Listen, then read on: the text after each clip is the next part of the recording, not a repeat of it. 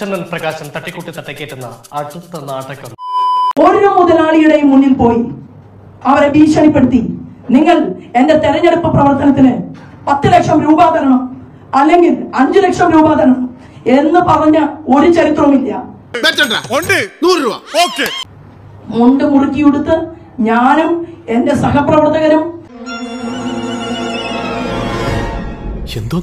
കഷ്ടപ്പെട്ട് പണിയെടുത്ത് ആലപ്പുഴ പാർലമെന്റ് മണ്ഡലത്തിൽ ത്രികോണ മത്സരം ഉണ്ടാകുമെന്നും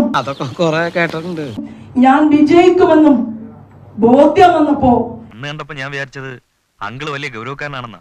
എന്നെ തകർക്കാൻ KC വേണുഗോപാലിന് വേണ്ടി, കരിമണൽ കർത്തയ്ക്ക് വേണ്ടി ഈ ചാനൽ പണിയെടുത്തിട്ടുണ്ടെങ്കിൽ അവന്റെ കരച്ചിൽ കണ്ട് സഹിക്കാൻ പറ്റുന്നില്ലടോ. ഞാൻ പറയാൻ ആഗ്രഹിക്കുന്നു, ഇവിടത്തെ ലക്ഷക്കണക്കിന് വരുന്ന ഭാരതീയ ജനതാ പാർട്ടിയുടെ പ്രവർത്തകരെയും ഇവിടെ ഇരിക്കുന്ന മുഴുവൻ നേതാക്കളും ഞാനും ഈ പിറന്നാൾ ദിവസം ചാടി കടിക്കാൻ ചെന്നിട്ട് കാര്യമില്ല. ആ ചാനലിന്റെ മുന്നിൽ ഭക്ഷണം പോലും കഴിക്കാതെ നിരാഹാരം ഇരിക്കാൻ തന്റേടമുള്ള ഒരു സ്ത്രീയോടാണ് നിങ്ങൾ ഇത്രയും വൃത്തികെട്ട ഈ മാധ്യമ പ്രവർത്തനം നടത്തിയിട്ടുള്ളത്. എന്താണ് എനിക്ക് മനസ്സിലായില്ല, എന്താണ്? പറയൂ സർ, കേക്കട്ടെ മുഴുവൻ സ്റ്റോറി. കഥ ഞാൻ പറഞ്ഞു തരാം. ഓരോ മുതലാളിയുടെയും മുന്നിൽ പോയി അവരെ ഭീഷണിപ്പെടുത്തി നിങ്ങൾ എന്റെ തെരഞ്ഞെടുപ്പ് പ്രവർത്തനത്തിന് 10 ലക്ഷം രൂപ തരണം, അല്ലെങ്കിൽ 5 ലക്ഷം രൂപ തരണം എന്ന് പറഞ്ഞ ഒരു ചരിത്രവുമില്ല. നീ അങ്ങനെയല്ലല്ലോ നേരത്തെ പറഞ്ഞത്. ഇതിൽ നമ്മുടെ പ്രശ്നത്തിലേ ഉള്ളൂ.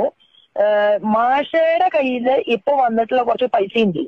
ആ പൈസ ദാസേട്ടന് എത്രയും പെട്ടെന്ന് മേടിച്ചാൽ എനിക്ക് അതിന് കുറച്ച് പൈസ എടുക്കാനാണ്, അല്ലാണ്ട് പുണ്യപ്രവർത്തി ചെയ്യാനല്ല. എടാ, നീ എന്തിനാണ് റോട്ടിൽ കൂടെ പോണ ഏണിയൊക്കെ പിടിക്കണത്? നാട്ടുകാരെ കൊണ്ട് പറയിപ്പിക്കാൻ വേണ്ടിട്ട്. അല്ല, അത് നമുക്ക് ഉറപ്പാണല്ലോ, അത് പ്രശ്നമൊന്നുമില്ല. എനിക്ക് അതിന്ന് ഒരു 25 ലക്ഷം റുപ്യ എനിക്ക് കിട്ടിയാൽ എനിക്കിപ്പോ ഒരാളെ കൊണ്ട് വിളിച്ചു പഠിച്ചിട്ട് എനിക്കൊരു വലിയ പോസ്റ്റ് വരുന്നുണ്ട്, അത് പിടിക്കാൻ വേണ്ടിട്ടാണ്. ശരി, ആയിക്കോട്ടെ ആയിക്കോട്ടെ. അപ്പൊ എനിക്ക് ഈ കള്ളത്തരങ്ങളില്ല, എല്ലാ കാര്യം ഓപ്പൺ ആയിട്ട് പറയണ്ട. ശരിയാ, പതറിയ മനസ്സുള്ളവർക്ക് ഇങ്ങനെ വൃത്തിയായിട്ട് രീതി ചിന്തിക്കാൻ പറ്റും. ഇപ്പൊ എന്ത് ചോര തണുത്തു പോയാ? തണുത്ത് മരവിച്ചു. മാറ്റക്ക് ഈ പൈസ വന്നിട്ടുള്ളത് വേറെ വഴി കൂടിയാണ്. പിന്നെ നിതിൻ ഗഡ്കരിജി 1.5 വർഷം കഴിയുമ്പോ അദ്ദേഹം ഈ ഫീൽഡിൽ നിന്ന് മാറാൻ പോവുക. അപ്പൊ അവിടെ കിടക്കുന്ന 1 കോടി റുപ്യ നമുക്ക് മേടിക്കണോ വേണ്ടയോ? അന്ന് എന്നോട് കളയാൻ പറഞ്ഞിട്ട് കളയാതിരുന്ന ഉപകാരമായില്ലേ? സിദ്ധനാ, മഹാസിദ്ധൻ. വല്ല കാര്യമുണ്ടോ? എന്തിനാണ് ഇങ്ങനെ ഇല്ലാന്ന് നടക്കണേ?